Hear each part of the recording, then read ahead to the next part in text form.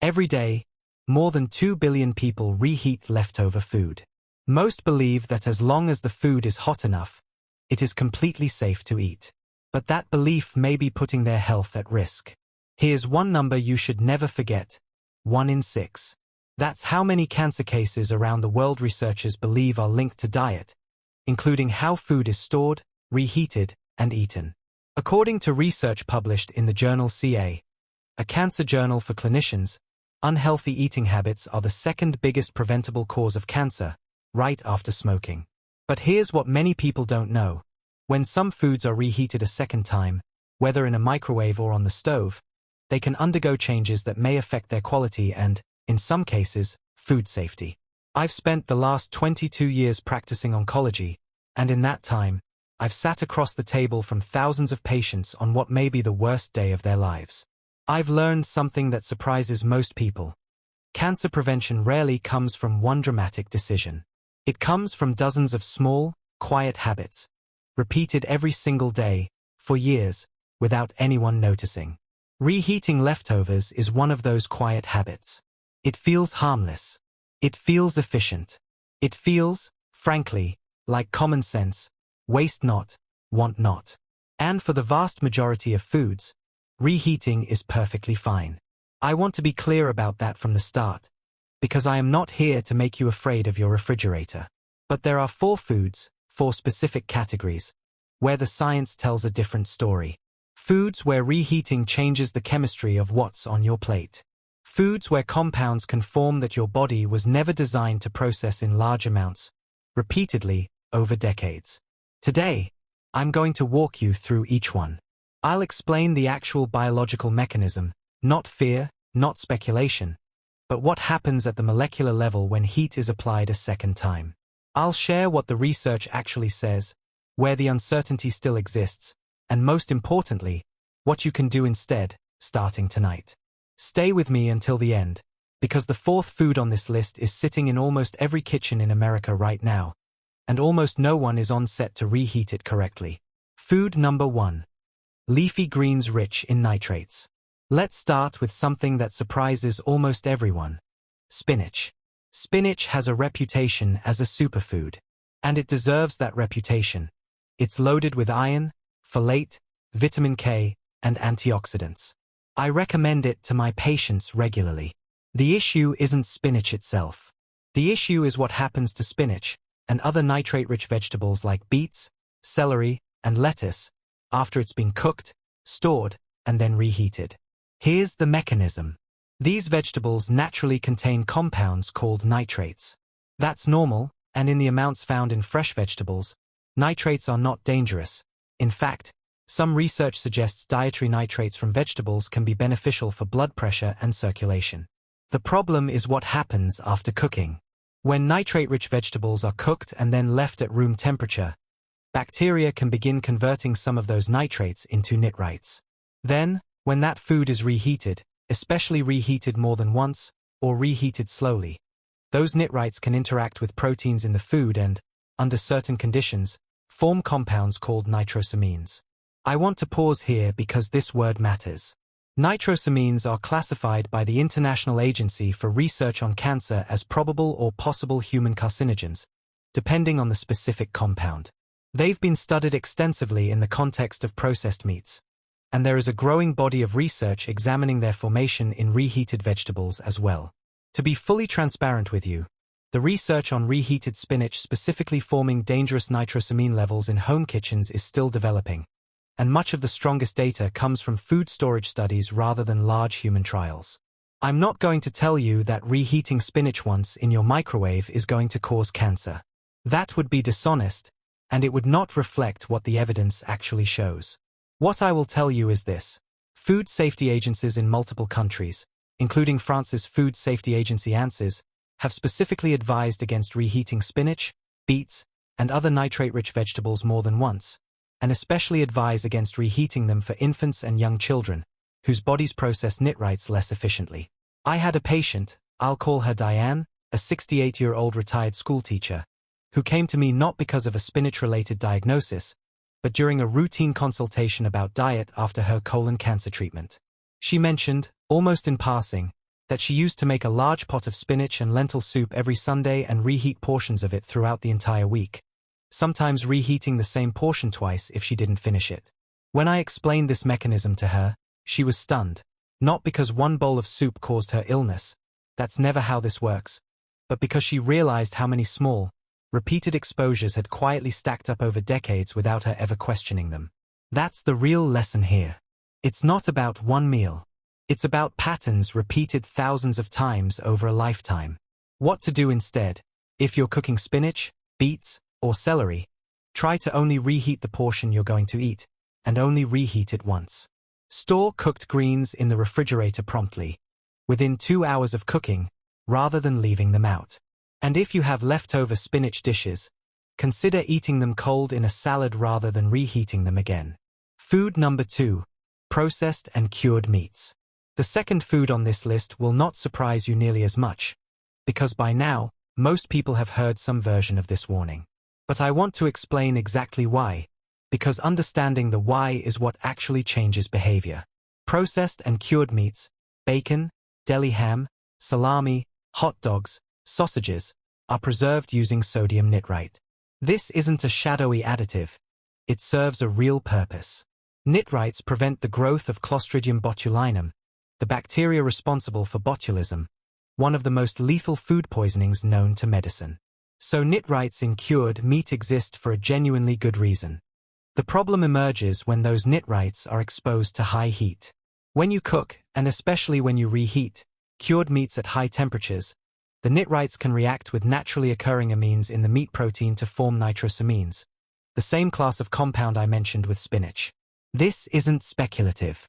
The World Health Organization's International Agency for Research on Cancer classified processed meat as a Group 1 carcinogen in 2015, the same category as tobacco smoke, in terms of the strength of evidence linking it to cancer, specifically colorectal cancer.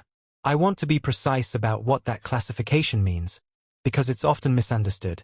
Group 1 means there is strong evidence that processed meat causes cancer.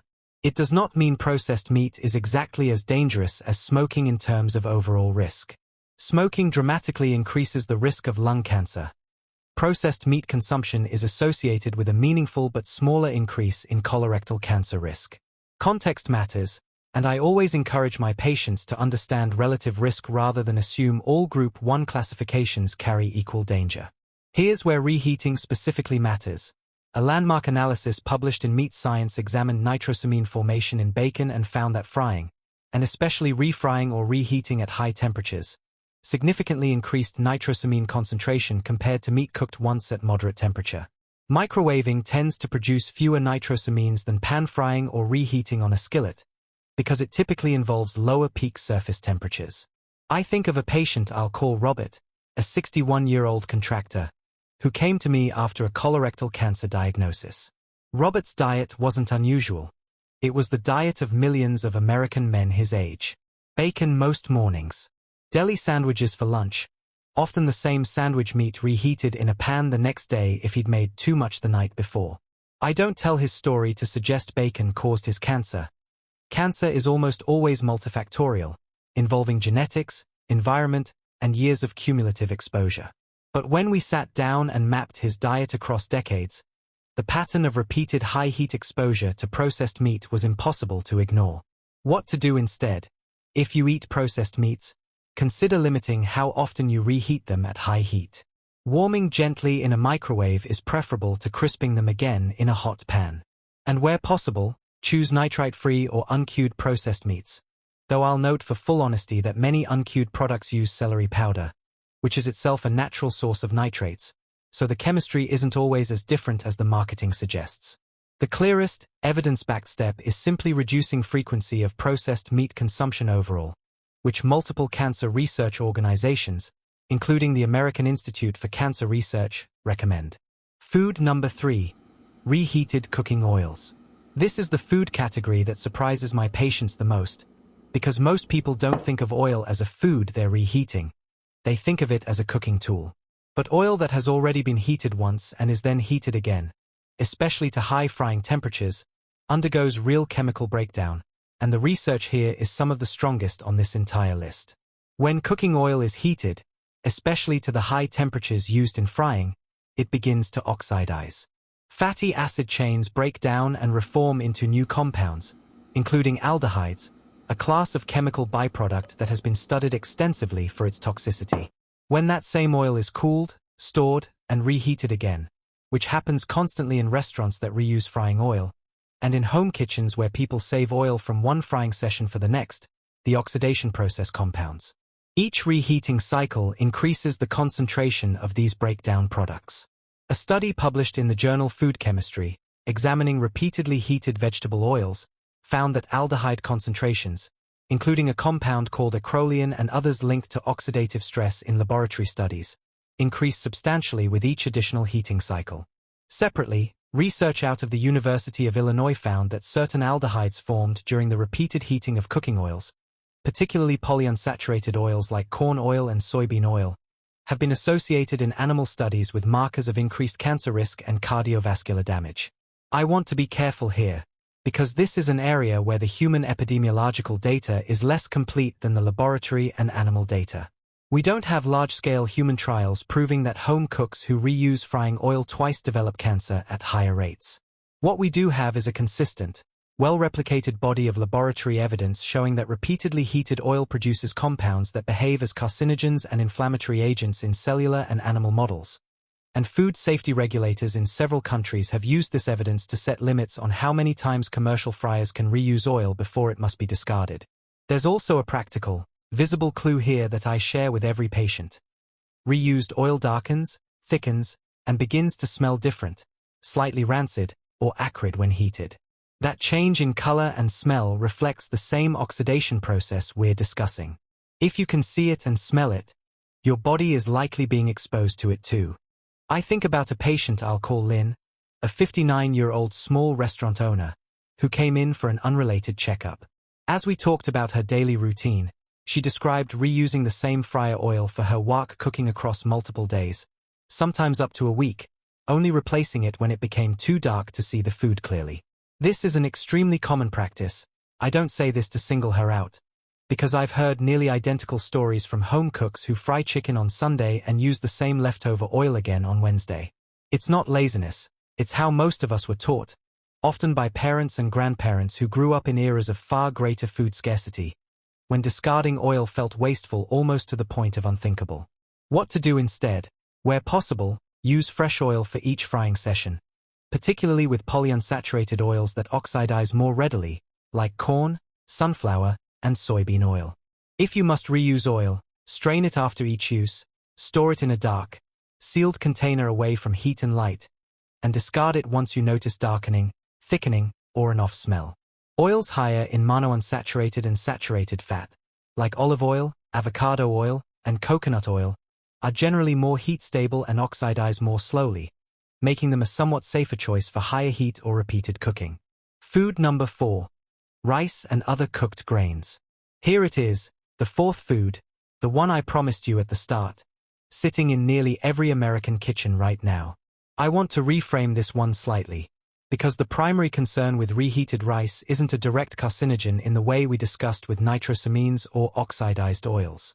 The concern with rice is bacterial, and I include it on this list because the downstream consequences of getting this wrong are serious, and because chronic, repeated gastrointestinal illness and inflammation is itself an area of growing research interest in relation to long-term digestive health. Raw rice can contain spores of a bacterium called Bacillus cereus. These spores are heat-resistant, meaning the initial cooking process doesn't necessarily kill them. If cooked rice is left at room temperature for an extended period, more than about 2 hours, those spores can germinate and multiply, producing toxins. Critically, reheating the rice afterward does not reliably destroy these toxins. The bacteria might be killed by reheating, but the toxin they've already produced can remain heat-stable and active. This is sometimes called, informally in food safety circles, fried rice syndrome, because it's frequently associated with restaurant fried rice that's been held at room temperature for hours before final cooking. But it happens just as often in home kitchens. Rice cooked in the morning, left on the counter through the afternoon to cool, then refrigerated and reheated the next day. The UK's National Health Service explicitly warns that reheating rice does not make it safe if it has been stored improperly, and recommends cooling rice within 1 hour of cooking and refrigerating it. Then only reheating it once, thoroughly, and never leaving reheated rice to sit out again afterward. Now, I know what you might be thinking. This sounds like ordinary food poisoning advice, not cancer prevention. And you're right, in the most direct sense. But I include this food deliberately, because in my 2 decades of practice, I've come to believe that the foods we handle carelessly out of habit reveal a broader pattern of how we treat our bodies over the long term. Chronic, repeated gut inflammation from recurring low-grade foodborne illness is an area researchers are actively studying for its relationship to long-term digestive and immune health, including some gastrointestinal cancers. The direct causal chain is still being researched, but the principle I want to leave you with holds regardless. Consistent, careful food handling is one of the few genuinely low-cost, high-impact habits available to every single person watching this video, regardless of income, geography, or access to healthcare. What to do instead? Cool rice quickly. Spreading it in a thin layer on a tray speeds this up considerably rather than leaving a deep pot to cool slowly. Refrigerate within 1 hour if possible. Reheat only once. Make sure it's steaming hot all the way through, and never let reheated rice sit out again afterward. The same guidance applies reasonably well to pasta and other cooked grains. So let's recap the 4 foods: nitrate-rich leafy greens like spinach and beets, processed and cured meats, repeatedly heated cooking oils, and improperly stored rice and grains. Notice something these 4 categories have in common. In every single case, the danger isn't really about reheating in isolation. It's about the combination of time, temperature, and repetition. Food left too long before refrigeration. Oil reused too many times. Meat reheated at too high a temperature, too often. These are patterns, not single events. And that's actually the encouraging part of this conversation. Because patterns can be changed. You don't need to throw away your microwave. You don't need to swear off bacon forever or never eat fried rice again. What you need is awareness. The same kind of awareness that, in my experience, quietly protects people for decades without them ever having to think about it consciously again once the habit is formed. If there's one unifying principle I want you to walk away with, it's this. Cool food quickly, store it properly, reheat it once, and reheat it thoroughly. That single set of habits addresses nearly everything we've discussed today. I also want to say clearly, nothing in this video is meant to replace medical advice specific to your situation. If you have concerns about your diet, your digestive health, or your personal cancer risk, particularly if you have a family history of colorectal or other cancers, please talk to your physician. Screening guidelines, especially for colorectal cancer, have changed in recent years, and many people qualify for screening earlier than they realize. Take care of yourselves, and take care of your leftovers.